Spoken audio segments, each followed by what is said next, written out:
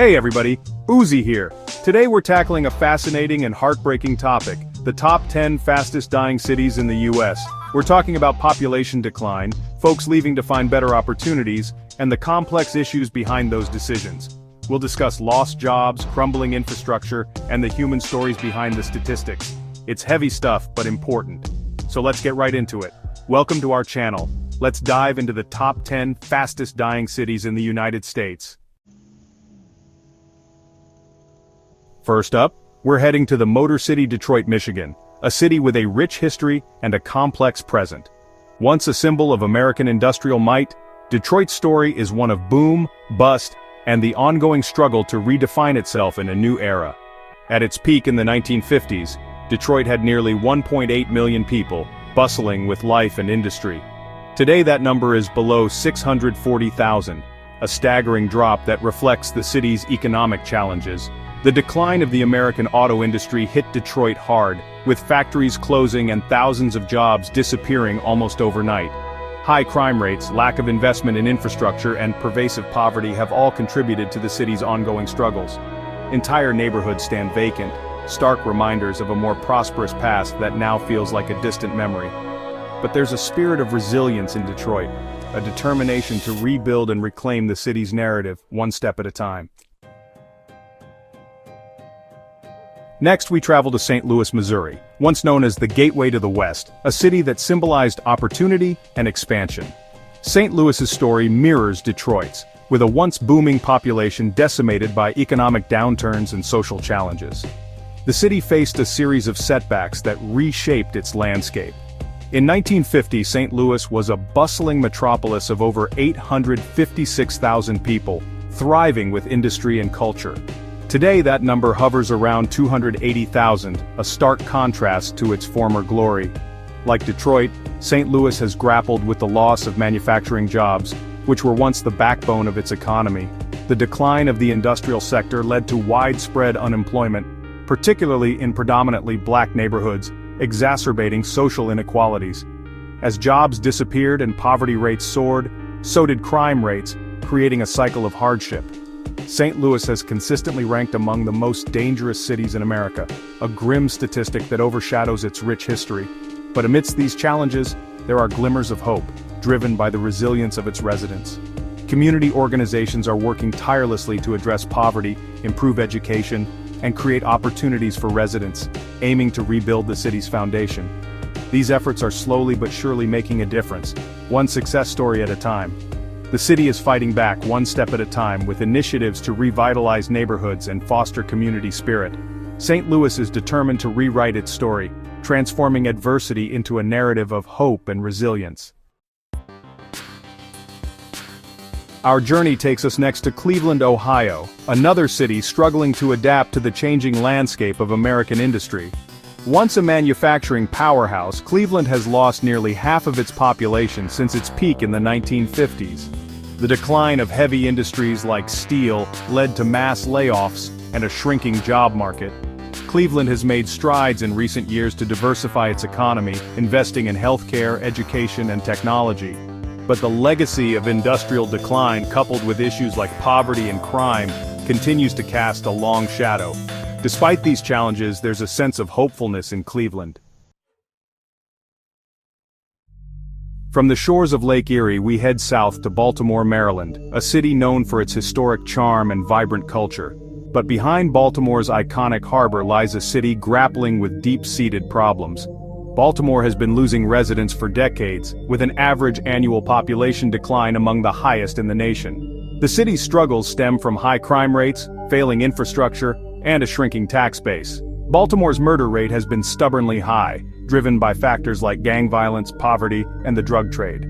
Beyond crime, Baltimore is also grappling with aging and inadequate infrastructure. Our next stop is Pittsburgh, Pennsylvania, a city synonymous with steel, grit, and industrial heritage. Once a thriving center of steel production, Pittsburgh's population peaked in the 1950s at over 675,000. The collapse of the American steel industry in the 1970s and 1980s hit Pittsburgh hard. Today, Pittsburgh is home to just over 300,000 residents. While the decline of the steel industry was a major blow, Pittsburgh has made significant strides in diversifying its economy. The city has become a hub for technology, healthcare, and education, attracting new residents and businesses. Despite challenges, Pittsburgh is a city in transition, working to forge a new identity beyond its steel-producing past. Our journey takes us next to Buffalo, New York, once known as the Queen City of the Great Lakes. Buffalo's story is one of industrial decline, harsh winters, and a shrinking population seeking warmer climates and new opportunities. At its peak in the 1950s, Buffalo had over 580,000 residents. Today that number is less than 260,000, a decline of over 50%. Buffalo's fortunes were tied to manufacturing, particularly heavy industries like steel and automobiles. The decline of these industries led to widespread job losses and a shrinking tax base. The city's harsh winters have also contributed to its shrinking population. Despite these challenges, Buffalo is a city with a fighting spirit.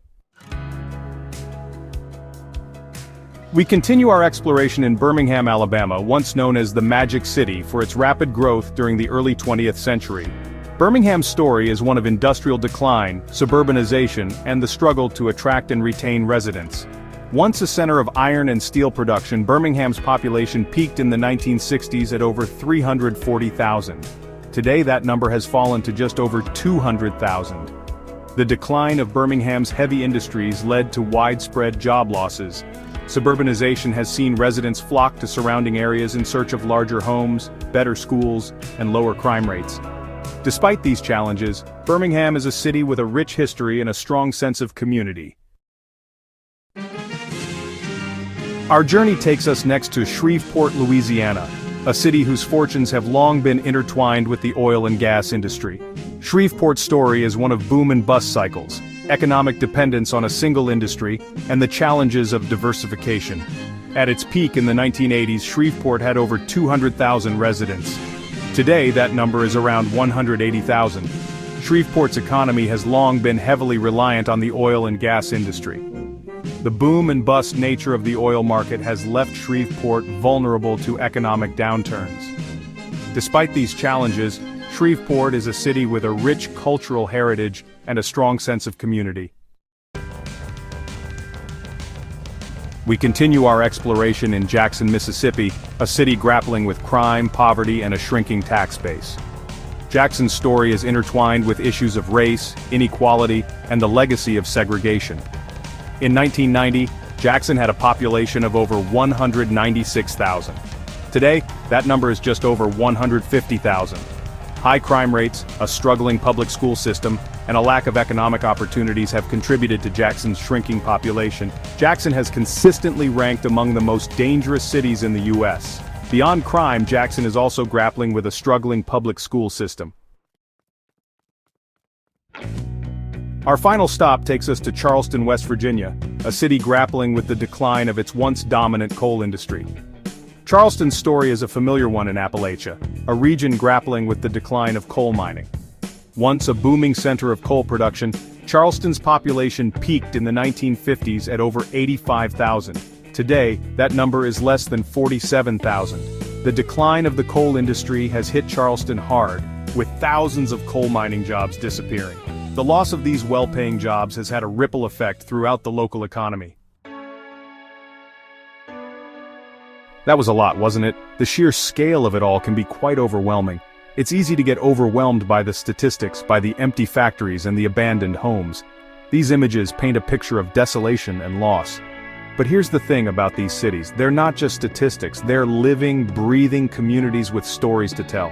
They're filled with people who are resilient, who are working to rebuild their communities, who haven't given up hope. These individuals are the heartbeat of their cities, and that, I think, is worth remembering. It's a testament to human spirit and determination. It's easy to simplify these stories to say that these cities are dying, but that would be missing the bigger picture. The truth is, they're evolving. They're adapting to new realities and finding innovative ways to move forward. They're facing their challenges head-on, seeking new paths to prosperity, and writing new chapters in their stories. Each step forward is a victory, and that's something worth paying attention to, something worth learning from. These cities have much to teach us about resilience and innovation.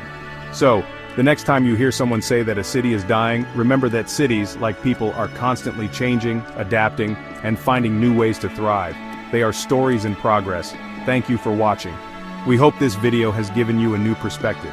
If you found this video informative, please like, share, and subscribe to our channel for more content. Your support helps us create more stories like this. Let us know in the comments which city surprised you the most, and if there are any other topics you'd like us to cover. We love hearing from you.